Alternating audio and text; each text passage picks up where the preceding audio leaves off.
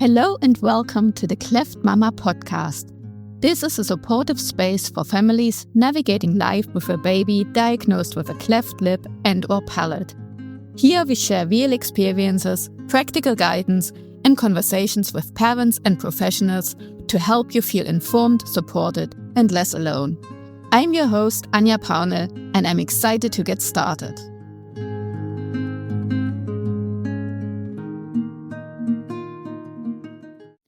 Hello everyone. I thought for today we might be doing things a little bit different, and I have planned a Q&A session. So over the past few months, I've been chatting to a lot of parents on Instagram, on Facebook, in the Clubber group, through the podcast as well, and also just meeting people in actual life in the Cleft community. So I've gathered some of the questions that I've been asked, and I've compiled them for this episode. And we'll see how many I get through. I don't want these episodes to get too long. I know the last few were longer than the first ones were. But going forward, if you have any questions that you'd like to get answered on any of these future Q&A sessions, then definitely just get in touch with me. You can find me on Instagram under the Cleft Mama. And you can also email me on anja@anjapaunel.com, but I'll also put my contact details in the show notes. So let's get started on the first questions here. It says, "Hi Anja, I loved your first few episodes. Looking back now, what was the hardest part of receiving your son's diagnosis? And what helped you get through those first few weeks?" The hardest part? I think first it was the surprising part of it. So I was going into this scan not really thinking that there would be anything wrong. Obviously, there's always a chance, but you just don't think that it's going to happen to you. So that was surprising. And I've never come across anyone with a cleft before. We have no one in our family, but not even unrelated anyone around us. So I knew nothing about it. So it definitely was a shock. The hardest part, so I think that was the surprising part. The hardest part might be, obviously, I was blaming myself. I guess that seems to be the reaction that a lot of moms have, that you're wondering, is there anything that I could have done differently? Is it my fault? Could I have avoided that? And I think that probably is the hardest. So I obviously looked into it and did a lot of research, and really, there's nothing that I could have done differently. At the moment, we don't know exactly what causes a cleft. So we know it's some genetic factors and some environmental factors.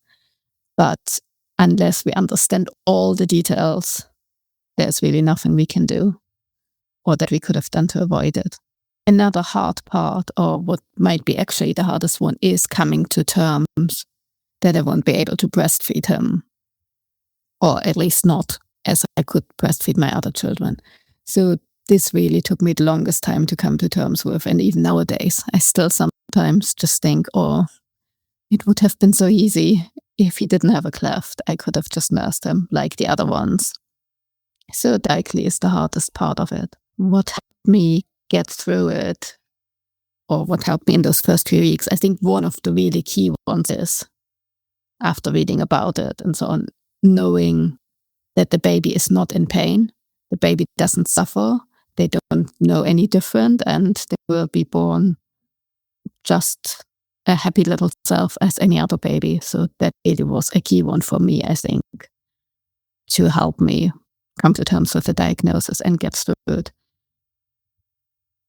And then also what undoubtedly has had the biggest impact in me feeling better about the whole situation and being more prepared is finding the course that I had mentioned before, the course by Ulrike Giebel, which was the German woman that I mentioned. She was a midwife and a lactation consultant, and she had 3 children, and 2 of her children have a cleft as well. So she developed a process of how you eventually get to breastfeed those children, even though it doesn't work straight away. hopefully after the palate repair, it could work. So I did some research first into breastfeeding a baby with a cleft palate in case my baby would have it as well. And I was really so excited when I came across that course. So I signed up for it. I filled in this online form and nothing happened. And then after a good few weeks, I got an email saying that unfortunately, and it's so super sad, but this woman had passed away earlier this year. So just a few weeks before I had found that course and filled in that form. So the email replied and offered some one-on-one support, which didn't really work out given I'm not based in Germany. So I was still hopeful to find out more. I researched everything about her and found some YouTube videos, but then this really just was the stars aligning. It was literally the first day of my maternity leave. Her son had published all her material, so he has uploaded all the videos of her and made it available. So then I could access the course and get really prepared for feeding in the situation that my baby had a cleft palate as well, which turned out to be the case. So from that point onwards, I felt much better about the whole situation because I had really almost a step-by-step plan of what I had to do in terms of feeding. So this really was a godsend. And actually, since then, I've now also been in touch with her son, and I thanked him because I really think that my son had the best possible start in life due to this course, or a large extent of that is due to this course. And that's what I also told him. Yeah, so I'm super grateful that he has provided that course. I've mentioned it before. Unfortunately, there were still some gaps in the knowledge because she normally works one-on-one with the parents first. So she has at least an introductory call where she shares some material. And then this course is supportive. So there were still some gaps in my knowledge. I've also taken her course published for healthcare professionals, so for other midwives and lactation consultants. I've since taken that course, even though I'm not one of them, to fill in the gaps, to really consolidate my understanding and to make sense of everything that was missing. Since I've spoken to her son, he also mentioned that he wants to make that material available in English. So I will let you know when that is the case. And yeah, also let me know how you get on with it, if you were taking it, and if you have any questions. And I'm also happy to feedback anything that you mention. But yeah, I think that was hugely important for me to know that I'm prepared. Made a massive difference. So, long answer to the first question, but yeah, coming to the next question. You always sound so calm when you talk about the diagnosis now. Was there a moment where you felt things started to get easier? So I definitely haven't always been calm talking about the diagnosis. Definitely in the beginning, there were some tears, definitely. But yeah, I thought it maybe getting easier is not the right word, but I felt more confident after getting back to the first question, after I found that course and I got all the material together for feeding. I felt more prepared. I was kind of ready for this baby to come and knowing that I will be able to feed the baby and eventually possibly even get to the breastfeeding that I really, really wanted. So yeah, I think after taking this course, understanding it all, getting all the stuff ready in terms of feeding, that's when I felt more prepared. Maybe not necessarily easier, but then having a newborn anyway isn't easy. Third question. You harvested colostrum before Mika was born. Would you recommend every mom does that if she's expecting a baby with a cleft? 100%. Absolutely, yes. And I'd go further. I would recommend that to every mom, irrespective of the baby having a cleft or anything else. But yeah, especially with a cleft, we don't know likely whether the palate is also affected or not. So in the situation where the palate is affected, the baby can't breastfeed, they can't nurse directly from the mom. So having some colostrum prepared is absolutely valuable. So if you're able to express colostrum in the weeks before, then 100% do it. And your midwife can show you how to do it in case you're uncertain. But in general, they don't recommend to start before the 36th week of pregnancy, because harvesting colostrum could stimulate contractions, and you really wouldn't want to have premature labor. So you wouldn't want to do that before week 36. But from that point onwards, they say it's safe to do so. So definitely give it a try and see how much you can collect. And just even the few little drops, it's all super valuable. And then, having that prepared, and then your baby is born. In the best situation, they can nurse straight from you. The palate isn't affected. And then you can still just give them those few syringes just as a additional boost. But if the baby's not able to nurse, having that colostrum, you can give them the syringes. In an ideal situation, the baby is born and it's placed on your chest straight away, and then can nurse within the first hour. Obviously, if that's not possible, then being able to give the baby's colostrum in the first hour is just absolutely super valuable. And then even in different situation that for whatever reason, you're separated from the baby in the first hour, and therefore you can't directly nurse it, irrespective of it having a cleft or not, then having that colostrum available for someone else to then give the baby is just a godsend. So really, if you can, by all means, definitely try to get some colostrum. Next questions. You've obviously done a huge amount of research. Where did you start, and are there any websites or resources you'd recommend or that you would recommend avoiding? Well, you would probably straight after diagnosis or when it was confirmed, which is normally another scan where the diagnosis is confirmed, and then they normally refer you straight away to Clapper. So this is what I check. I check their website, the Clapper website, which is a trusted resource. And I can only emphasize that I would recommend avoiding just Googling it, because you will get a lot of findings, from other healthcare systems, and quite often more rarer situations or the worst case scenarios. And this, in a way, the algorithm is meant to be, you click on those results, and it's also a bit sensationalized. So it's not necessarily the most representative findings of your current situation, but it's a bit of, in a way, clickbait to show you also other results. So really, I wouldn't go to Google, but definitely go to the Clapper website, look for any publications in terms of leaflets, something that's not floating around online. But then really trusted resources are scientific literature. And this is where my background comes in. So that's what I've been doing work-wise. So I know where to find it. It's on the website, PubMed. So that's for publications of medical or scientific research. And those would all be publications from a proper journal where all the articles are peer-reviewed, meaning that someone else working in the same area are also looking through the articles and making comments and suggestions for changes before they get published. How do you know whether something you read online is actually evidence-based? So this question is related, and I had previously grouped them together, so they're all kind of related.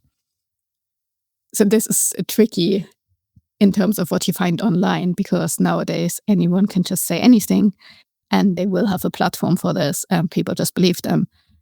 But you would always want to know what is the actual source for that statement.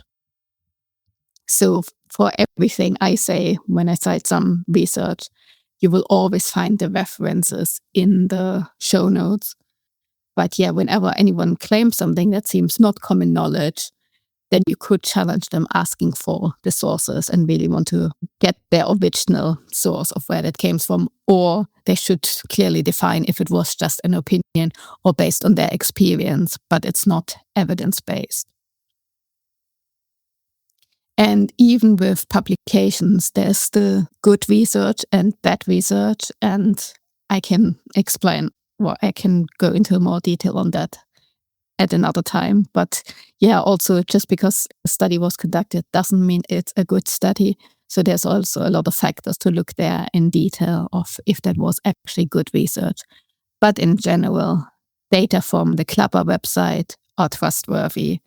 And then the publications that I put on here, the studies that I mention here, I will put the references in the show notes, and I also point out if there are any limitations to the study. Has anything about Mika surprised you? I'm not sure if it's a surprise or if I was just hopeful for it, but yeah, he's just a very happy baby and meeting all his milestones probably ahead of time compared to his older siblings. He's just wanting to keep up with them all the time and just following them around everywhere. So yeah, there is absolutely nothing holding him back. And I'm not sure if that's a surprise or if that was just what I really hoped for anyway. But yeah, he's just great. Running a podcast, looking after 3 children, home educating, and working sounds like a lot. How do you fit everything in? My husband. Simple answer. If it wasn't for him, I wouldn't be doing this. And yeah, it is a lot. Work-wise, I should mention I'm not working full-time. I'm working 60%. But yeah, if it wasn't for my husband, there's no way I could be doing all of these things. So he's there for the children and looking after them more than I am. So yeah, you should thank him for me doing this podcast. Let me see where we are time-wise and if there's time for another one. Yeah, let's maybe do one more. Let's see. Hi, Anya. We haven't met our Cleft team yet, but I'd like to be as prepared as possible before the baby arrives. Which bottles did you buy before birth, and would you make the same choices again? We didn't buy any bottles before birth, and this is probably also the answer that the Cleft team will give you when you actually meet them. Because the Cleft teams in the UK, they generally give you one of 2 types of bottles. So they either use the mom squeezy bottle or the Dr. Brown's bottle. And when they first meet you after the baby is born, they will assess which one the baby prefers or which one works best for your baby. And then they will give you those. And the mom squeezy bottles are cheaper than the Dr. Brown's bottles. So again, they don't want people to pile up on the wrong type of bottle. And also, you can actually get a free kind of sample of the bottles from Clapper, but only one or the other. So you would really want to know which ones your baby wants. That being said, we're not using either of those bottles. So my whole intention really in the preparation was that my son would be able to breastfeed after the palate closure or the palate repair. So in order to get there, we're really following a different process. So in the first few weeks, up to like week 4, so you're not using any bottles. But yeah, it's a different process, and I can get more into detail on that. But in the first few hours, or the first few days, you're really only using syringes. And then later you introduce finger feeding, and then you introduce different feeding methods at the breast to prepare the baby to feed from the breast. So we only introduced bottles at week 4. And here we're using a different bottle than the ones that are recommended. And this is a wide neck bottle from Mom. It's just a normal Mom bottle, but the teat is size 3 or size X, which is normally for babies after 6 months. So it means the teat has a bigger hole, and it's just a free flow bottle. So really the milk just flows into the baby's mouth and they're swallowing. So there's no squeezing or anything involved. There's no special valves. It's actually a free flow bottle. And that works really well. So when we introduced it, it worked straight away. It was great. So this is what we are using. So we didn't buy anything beforehand, any bottles. I bought a lot of the finger feeding stuff and the breast near feeding stuff, but no bottles before birth. Right, so I hope that this was interesting, and let me know if you'd have future questions, or if you like this type of episode, or if there's a different episode that you prefer. I will also have a guest speaker on in the next one, so I have some interviews lined up. I'm very excited about that. But yeah, let me know in general what you think about the podcast, and I hope to hear from you, and talk soon. Bye.